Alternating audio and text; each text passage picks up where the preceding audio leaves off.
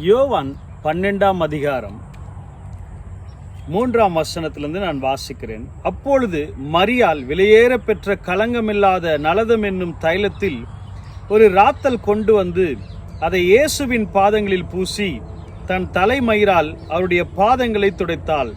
அந்த வீடு முழுவதும் தைலத்தினால் நிறைந்தது. அப்பொழுது அவருடைய சீஷரில் ஒருவனும் அவரை காட்டிக் கொடுக்க போகிறவனுமாகிய சீமோனுடைய குமாரனான யூதாஸ் காரியோத் இந்த தைலத்தை 300 பணத்துக்கு விற்று தரித்திரருக்கு கொடாமல் போனதென்ன என்றான்.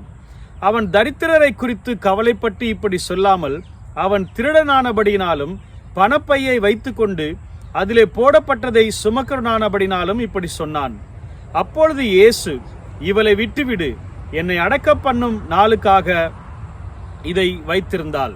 தரித்திரர் எப்பொழுதும் உங்களிடத்தில் இருக்கிறார்கள், நான் எப்பொழுதும் உங்களிடத்தில் இரேன் என்றார்.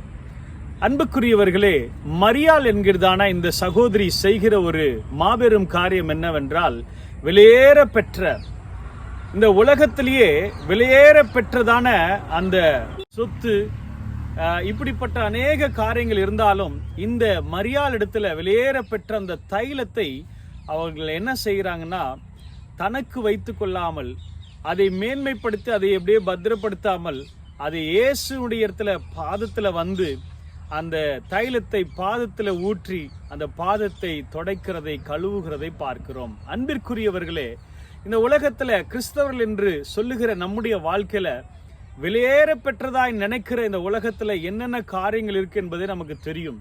ஆகவே இப்படிப்பட்ட உலகத்துடைய காரியங்களை நாம் இயேசுவுக்கு விட்டு கொடுக்க முடியுமா, முழு மனசோடு அதை அர்ப்பணிக்க முடியுமா என்பதை நாம் சற்று யோசித்து பார்க்க வேண்டும்.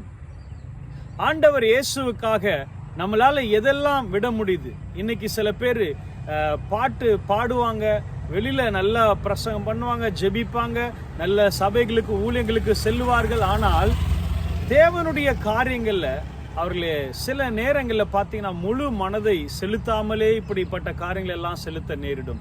அருமையான தேவ பிள்ளைகளே, ஆண்டவர் எதிர்பார்க்கிறது நம்முடைய முழு உள்ளத்தோடு முழு சிந்தனையோடு நம்மை முழுவதுமாக இந்த உலகத்துல வெளியேற பெற்றது ஆத்துமா என்று சொல்லுவார்கள் அல்லவா, இந்த ஆத்துமாவை முழு ஆத்துமாவையும் ஆண்டவருக்கு நாம் அர்ப்பணிக்கிறோமா என்பதை ஆண்டவர் எதிர்பார்க்கிறார்.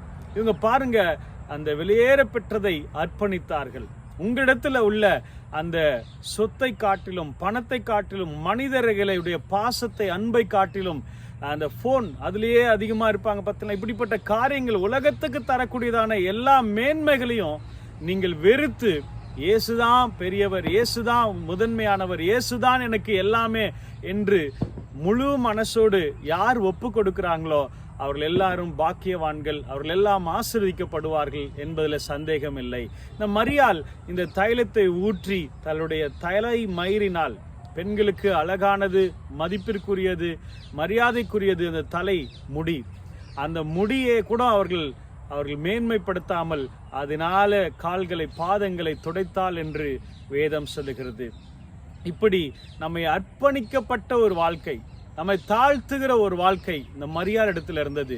பெண்களாகிய நமக்குள்ளாக ஆண்டவருக்கென்று நம்மை ஒப்பு கொடுத்து அர்ப்பணிக்கிற ஒரு வாழ்க்கை இருக்கும்போது தேவன் நம்மை ஆசீர்வதிப்பார் என்பதில் சந்தேகம் இல்லை. ஆண்டவர் இயேசு இந்த மகளை எவ்வளோ சந்தோஷப்பட்டிருப்பார், இந்த மகள் செய்த காரியத்தை பார்த்து எவ்வளோ மகிழ்ந்திருப்பார், எவ்வளோ பெருமைப்பட்டிருப்பார், சந்தோஷப்பட்டிருப்பார், பரலோகத்துல களி கூர்ந்திருப்பார். அருமையானவர்களே, நம்மையும் கர்த்தருக்கென்று அர்ப்பணிப்போம். அர்ப்பணிக்க ஒப்பு கொடுக்க இந்த உலகத்தை வெறுத்து பவுல் சொல்லுகிறது போல இந்த எல்லாவற்றையும் குப்பையும் நஷ்டமாய் எண்ணுகிற என்ற வார்த்தையின்படி வாழ கர்த்தர் எங்களுக்கு கிருபை பாராட்டும் உதவி செய்யும். இதை பார்க்கிறவர்களையும் ஆசீர்வதியும், அதன்படி நடக்க உதவி செய்யும். இயேசுவின் நாமத்தில் ஜெபிக்கிறோம் நல்ல பிதாவே, ஆமென்.